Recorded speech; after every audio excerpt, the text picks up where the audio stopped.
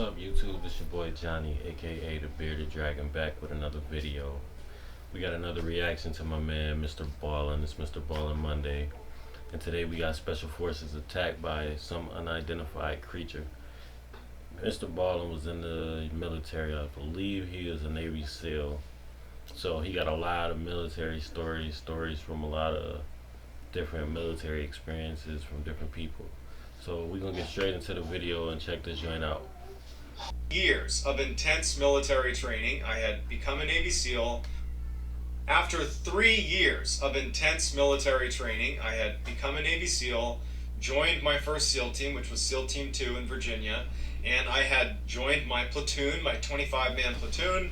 We had gone through all this additional training at the team to prepare for deployment, and here I was 3 years to the day, almost exactly, from when I went to boot camp, getting ready to deploy as a Navy SEAL to Afghanistan. But none of that training would prepare me for how intense my first couple of weeks in Afghanistan would be. So the flight to Afghanistan is pretty routine until you enter Afghanistan airspace. My bad, he was a Navy SEAL, not Special Forces. I got that wrong.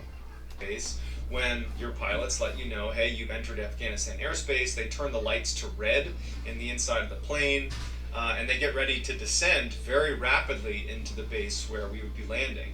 You know, we can't afford to be in the air for any longer than we have to be because there's a risk of getting shot. So there's a super steep descent, and then they tell you to stay away from the windows, right? So you're avoiding the windows in case you get shot at. And I remember thinking, like, wow, like, this is really it. We're here. We're in a war zone.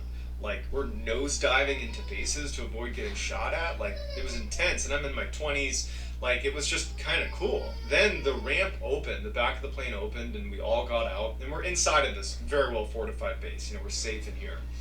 And immediately I was struck by the just stunning beauty of the landscape. And I remember looking out at all these snow-covered mountains, and I remember thinking, like, how is this a war zone? This is one of the most beautiful places I've ever seen. I don't think I really appreciated just how foreign of a place Afghanistan is relative to where I come from. We get out to our site, and that night they wanted to go, they being the team that we were relieving.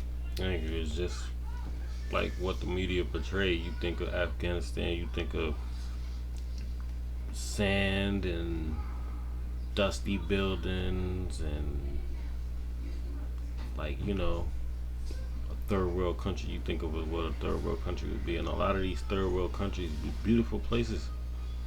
It's just the way that our media portray them.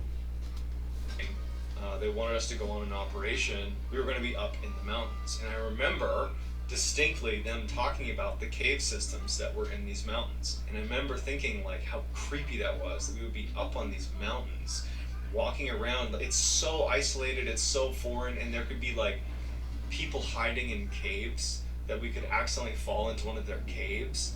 Like, it really, really creeped me out. And so I was talking. My father was in the military, and he talked about how they would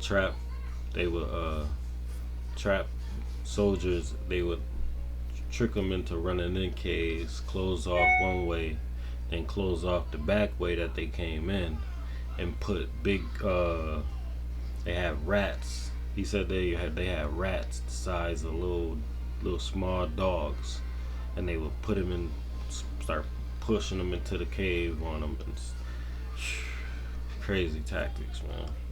Like guerrilla warfare. About how creepy these caves were, and the interpreter was like, you know, what's really creepy is back in 2002, there was this fairly well documented case of another special operations unit, the Army Green Berets, coming in contact with a creature in a cave, and they actually got into a battle with it, and they lost one of their soldiers to this creature. And it was fairly well documented, but then it was quickly kind of silenced.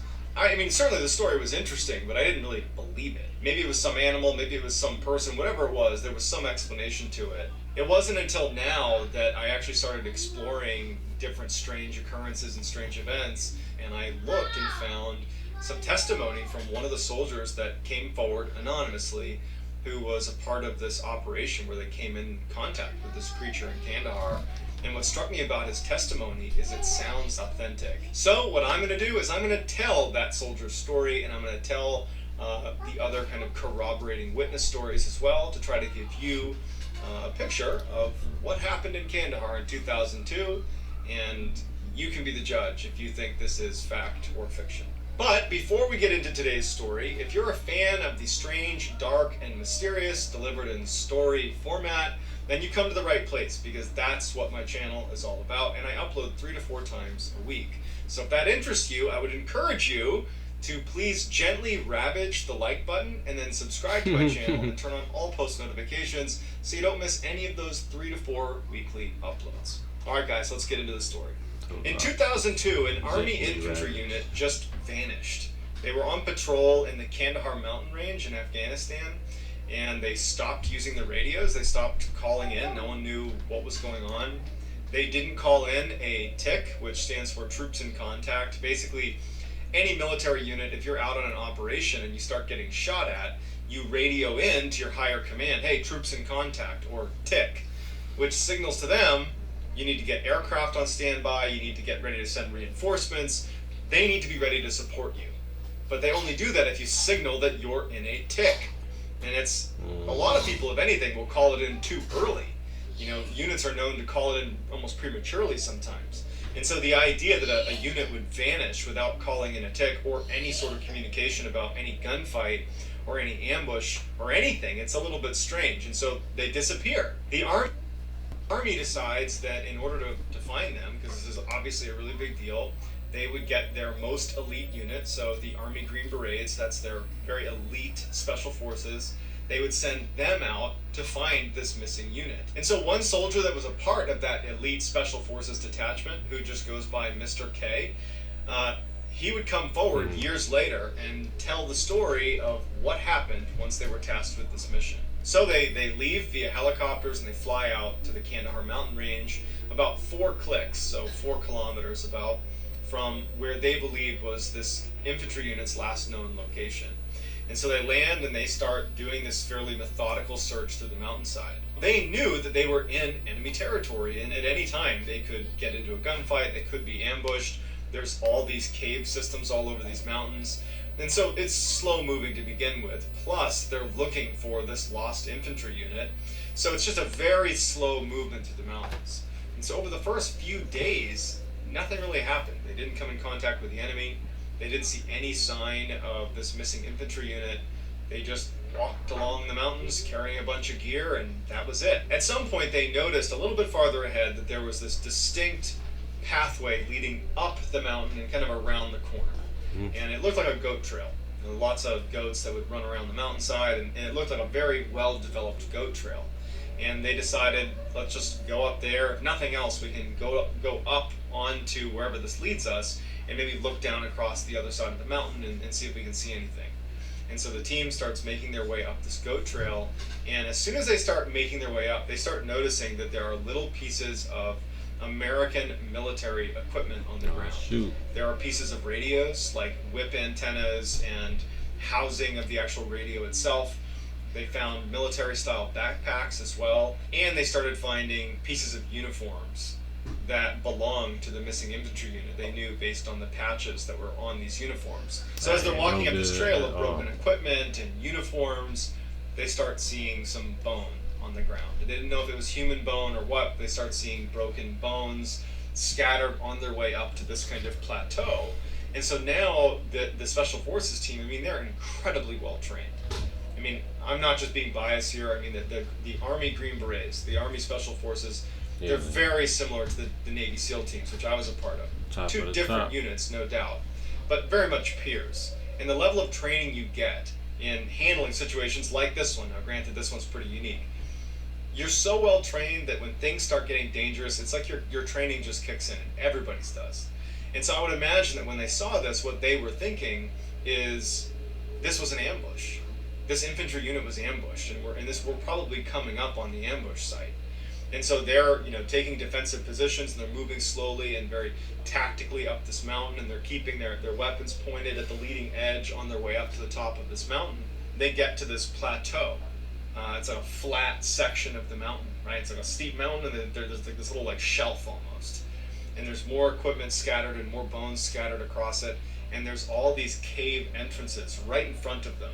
It's like as if they were intentionally placed so that they fed out onto this shelf. And so they start moving towards the mouth of the caves, and they realize, without even getting very close, that even though the mouth of these caves are pretty large and everybody could go into the cave, there is a steep drop off. Like you'd walk in and then it just goes straight down, and someone kind of peered over the edge and couldn't see how far it went down, and they decided that it was just too dangerous to go in there because clearly something happened here where American lives were lost, based on the tattered uniforms and equipment.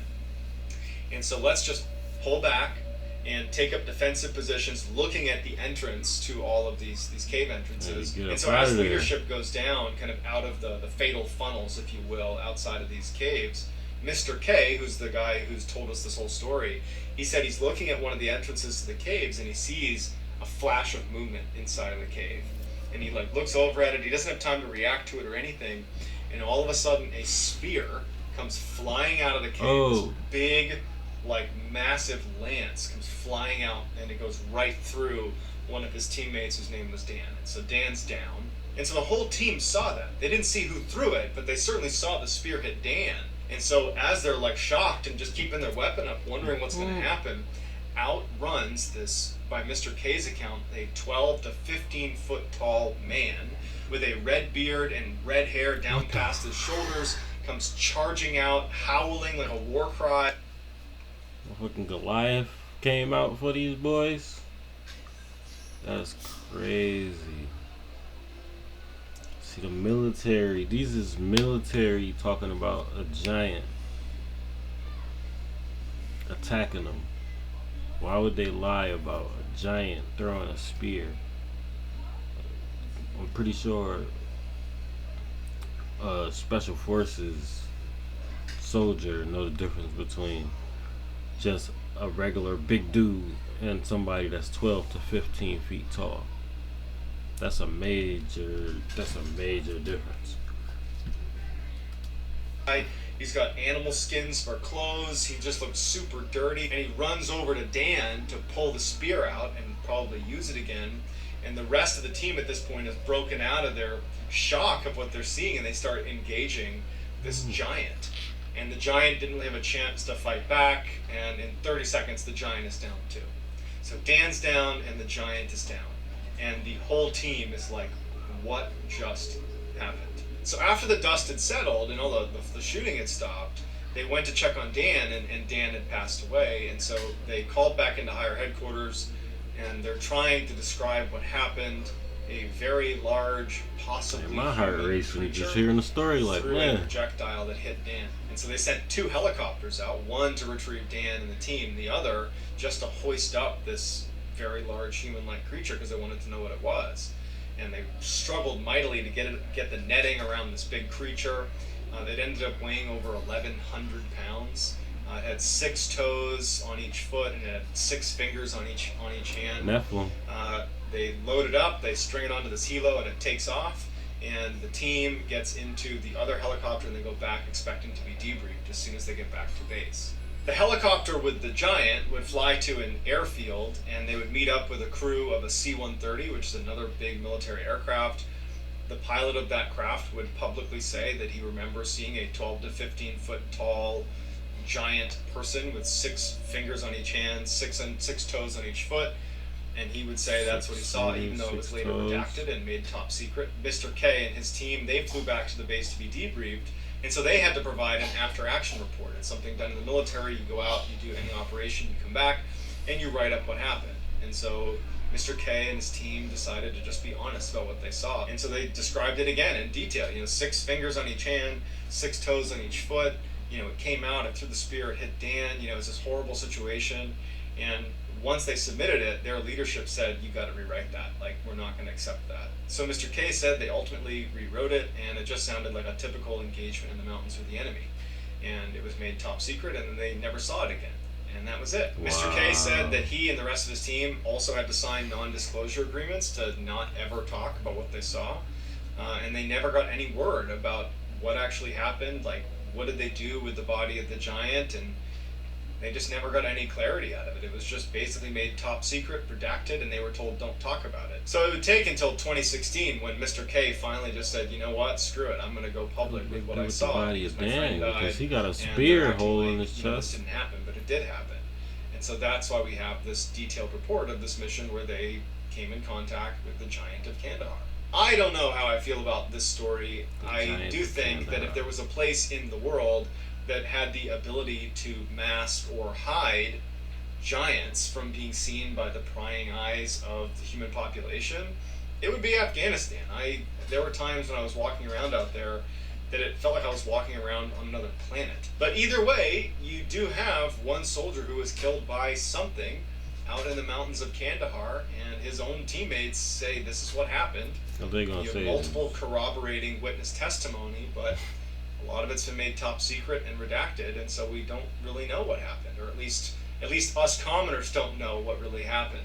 So I'd love to hear what you think happened, whether you think this totally happened and it's true, or if you think it was a hoax. If you enjoyed this story, if you would, please gently ravage the like button and then also subscribe to my channel and turn on all post notifications, because I post stories like this one 3 to 4 times a week. And so if that... Well, that's my man Mr. Ballen. What y'all think it was? A giant? A Nephilim? Or just some big dude and they just probably was at the wrong angle probably and just thought it was a giant? What y'all think? But then how do you explain 6 fingers, 6 toes? I've seen people on TikTok with 6 fingers on each hand, so they probably got 6 toes too. So that's not impossible. Put you just Shaq with 6 fingers and 6 toes. I would be scared out of my mind too if Shaq came running out of a cage or a cave throwing a spear with 6 fingers and 6 toes. Come on, man. Shaq? And they talking about a dude bigger than Shaq, so who knows, man. Let me know what y'all think it was in the comments. Please like and subscribe. And as always, welcome to the Flophouse.